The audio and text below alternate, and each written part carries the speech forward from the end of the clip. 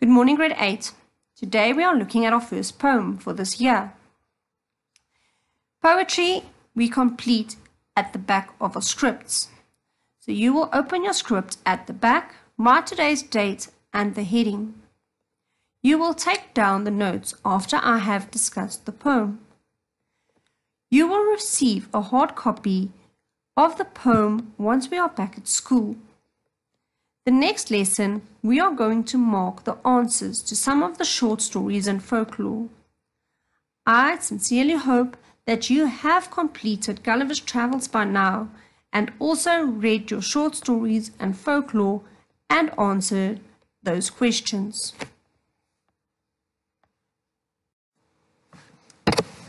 Let's look at the first slide. What is a poem? A poem is a piece of writing in which the expression of feelings and ideas is given intensity by particular attention to diction, sometimes involving rhyme, rhythm, and imagery. Figurative language. Whenever you describe something by comparing it to something else, you are using figurative language. An example. As busy as a bee. This is a simile. Literal language. When something that is written means exactly what is written.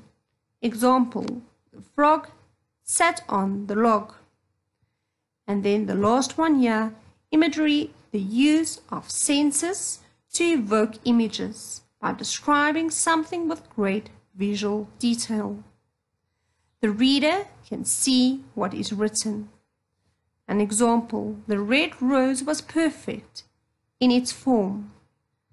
The soft, velvety petals curled around the core.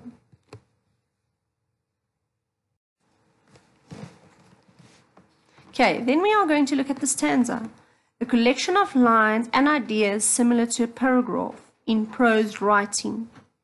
The speaker, the voice or point of view of the poem. Metaphor, comparison of two unlike things without using the words like or as.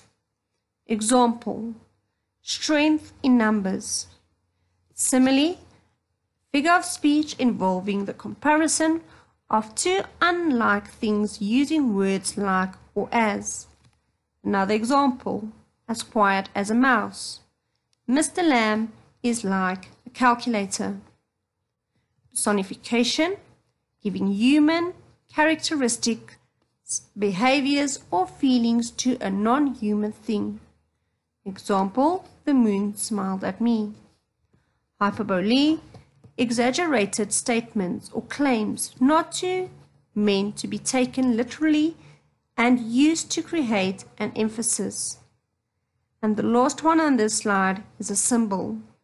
A concrete item is used to represent an abstract idea, thought, or emotion.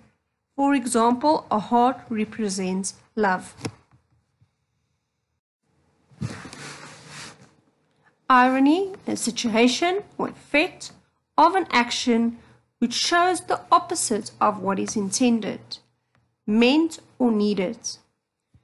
Eternal rhyme, the rhyming of words, occurs within a single line of poetry. End rhyme, when a poem lines end with words that sound similar. Rhyme scheme, demonstrate using letters how the end lines of a poem rhyme, like a pattern. Rhythm, a regular repeated pattern of syllables and rhyme often influence the sound device. Alliteration, repetition of particular sounds at the beginning or inside of words. Assonance, the repetition of a vowel sound throughout a line of poetry or stanza.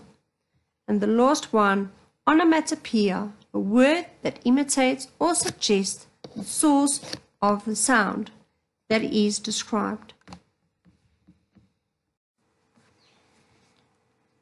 Now to start with our first poem.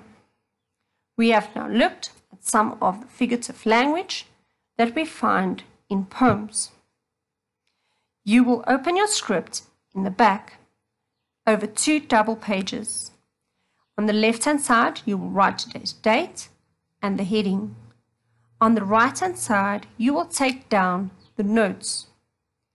Once you return back to school, I will provide you with a hard copy of the poem, which you will then paste in on the left-hand side. First, when you receive your poem, number each line on the left using a pencil. You will label the title and the poet. Count the number of stanzas. This poem has 3. Identify the rhyme scheme. This poem has no specific type.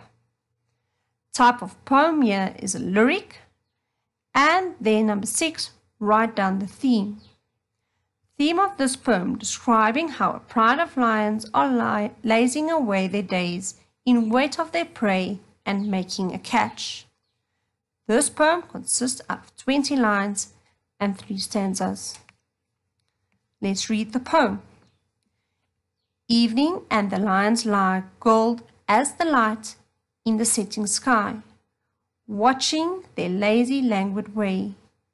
The hapless buck that tends to stray a little apart from the nervous herd, alerted now by the go-away bird. Night and the lions lie tense, alert in the moonlight, yellow grass, and sense the quiver of the prey, about to die. Dawn and the pride well filled with the hapless buck they killed, like gold as the sun in the circling sky. We will recap on this poem once we're back in class. It is just important that you take down the notes and have them when you return to school. First note, line 2, 3, and 4. We find alliteration of the letter L and S. We will highlight and circle these letters on the poem once we're back. Line 3, simile, comparing the bronze collar of the lion to that of the sun setting. Line 6, the lion's nature, relaxed in the heat of the afternoon underneath the trees. Line 7, buck doesn't stand a chance in relation to the lion. Line 8, we will highlight the word stray and you will write down walk away or wanders off. Line 9, buck is aware of the dangerous lion. Line 10 is humorous, bird is warning the buck. Line 12, ready to attack. Line 13, setting is the long grass, it's in the bush. Line 15, in tune with nature and instinct. Line 18, lion finished feasting on the buck. And line 20, the word lie stresses that the lions are superb hunters and confident in their skills. They wait for prey and aren't rushed in any way. Each stanza occurs at a different time of the day. This indicates time progression, which changes lions' behavior. Please ensure that you've copied the notes only on this specific slide. I will provide you with the hard copy and we will recap it once we are back at school.